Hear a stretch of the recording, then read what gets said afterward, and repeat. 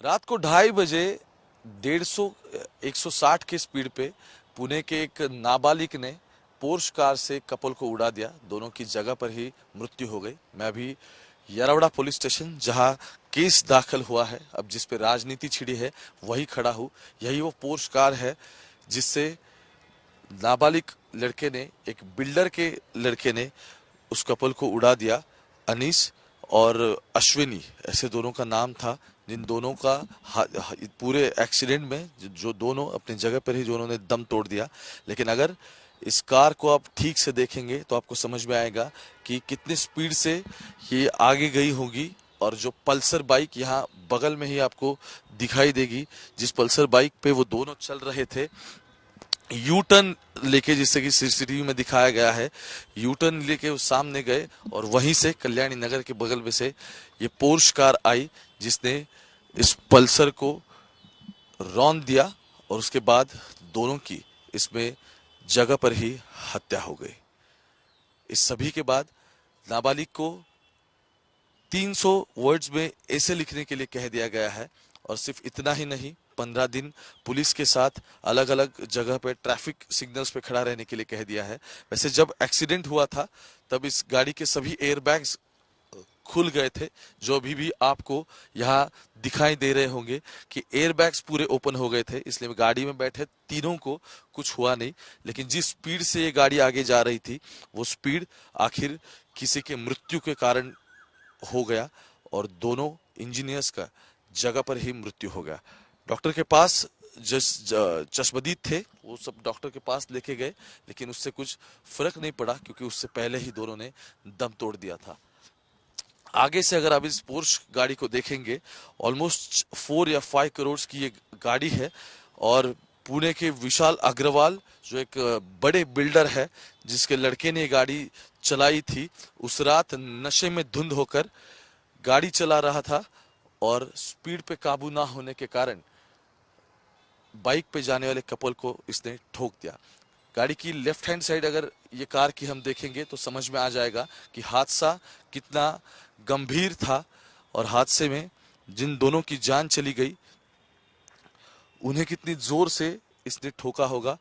अगर टायर के बगल के जो कुछ भी एरिया है गाड़ी का, वो पूरा चूर चूर हो चुका है और हेडलाइट या फिर बम्पर जो जिसे हम कहते हैं वो भी पूरा अंदर चला गया है। पूरी कार का जो इलेक्ट्रिक सिस्टम था वो सिस्टम बाहर आ गया और जो कांच आपको ये दिख रही है, उसी कांच पे जिस अनीश की मौत हो गई वो उड़ गया था और इसी कांच पे वो आके गिरा और फिर वो कार के ऊपर से नीचे गिर गया। वैसे एक्सीडेंट के बाद भागने की कोशिश की थी, लेकिन मौजूदा जो लोग थे वो लोगों ने उसे पकड़ लिया, पुलिस के हवाले किया। रात भर अगर हम देखें तो पुलिस कस्टडी में उसे रखा गया था, लेकिन उसके बाद जब कोर्ट के सामने हाजिर किया गया तब कोर्ट ने उसे जमानत दे दी। 14 घंटे में बिल्डर के लड़के की जमानत मिल गई। लेकिन अगर कोई आम आदमी होता है तो उसे जमानत मिलने के लिए हर बार कोर्ट के चक्कर लगाने पड़ते हैं, हर बार पुलिस उसके खिलाफ बात करती है।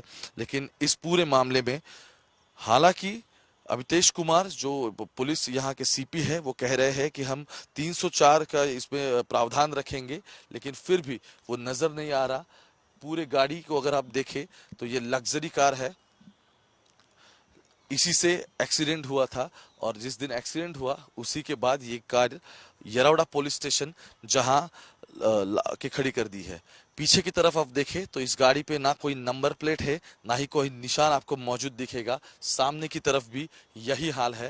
वैसे आरटीओ पुणे ने ये कह साफ कर दिया है कि गाड़ी बेंगलोर से खरीदी गई थी और उसके बाद पुणे आरटीओ में इसका रजिस्ट्रेशन का प्रोसीजर चल रहा था। लेकिन अगर सामने भी दिखाई दे या फिर बैक साइड से भी दिखा दे तो ना ही कोई नंबर प्लेट यहाँ पे मौजूद है और आरटीओ के नियमों का सीधा सा उल्लंघन किया हुआ दिखाई दे रहा है। मार्च महीने में रजिस्ट्रेशन की प्रोसेस शुरू हुई थी, ऐसे आरटीओ का कहना है। लेकिन फिर पिछले 3-4 महीने से गाड़ी ऐसे ही रास्ते पे कैसे आ रही है? क्या पुलिस से इसकी परमिशन ली गई थी? ना ही इसका पुलिस के पास अब कोई जवाब है, ना ही अब इस पर कोई बात करना चाहता है। लेकिन हालात ये है कि 2 मासूमों की इसमें जान चली गई और जो अक्यूज है, जिसके ऊपर आरोप लगने चाहिए, ना ही वो सलाखों के पीछे गया है, ना ही अब पुलिस उसके ऊपर कुछ कर रही है। इंटरेस्टिंगली पुलिस ने उसके पिता जो है विशाल अग्रवाल, जो बिल्डर है, जिन्होंने लड़के को बाहर निकालने के लिए ताकत लगाई, ऐसा आरोप हो रहा है, उन्हें हिरासत में लिया गया है। आज दोपहर तक पुलिस उन्हें अदालत के सामने खड़े भी कर देंगी, लेकिन क्या उनके ऊपर कौन से आरोप लगेंगे, क्योंकि अभी तो देखा जा रहा है कि मोटर व्हीकल एक्ट 35 एंड 199 के जो प्रावधान है उनका उल्लंघन करने के बाद ही उनके ऊपर आरोप लगाए गए हैं। लेकिन जिसकी ओनरशिप, जिस कार की ओनरशिप ये रखते हैं, क्या उस कार में जो गाड़ी चला रहा था उसे भी सलाखों के पीछे होना होगा, या फिर जुवेलिन एक्ट के अनुसार अभी के जो प्रावधान दिए गए हैं उसी के आधार पे उसे कोर्ट भी शिक्षा सुनाएगी, ये भी देखा जाएगा। इस कार को देखिए, आपको समझ आएगा कि आपके पास अगर पैसा है, अगर आपके पास दौलत है, तो आप किसी को भी रौंद नहीं सकते। आप कार तो खरीद सकते हैं, लेकिन आपको नियमों का पालन करना होगा। लेकिन जिस तरह से 17 साल के इस माइनर ने अपने पिता की गाड़ी लेके ये सब किया है, और उससे अंजाम अब उसे भुगतना पड़ेगा कि नहीं, ये सब पुलिस तय करेगी। उसके बाद कोर्ट का क्या कहना है वो भी आज सामने आएगा। लेकिन जहां जहां जो जो लोग इसमें है उनके ऊपर एफआईआर दाखिल किया गया है, इसके बाद क्या होता है वो आज तक आप तक पहुंचाएगा, क्योंकि आज तक की हर खबर के बाद पुलिस ने एक्शन लिया है।